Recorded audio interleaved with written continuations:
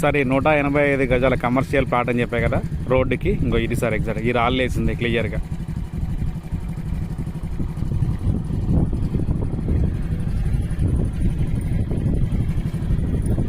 ఇది ప్లాట్, దీని వెనక ఈ ప్లాట్ ఈ రాళ్ళకి వెనక కూడా రోడ్డే, 25 ఫీట్ రోడ్ ఎగ్జాక్ట్గా.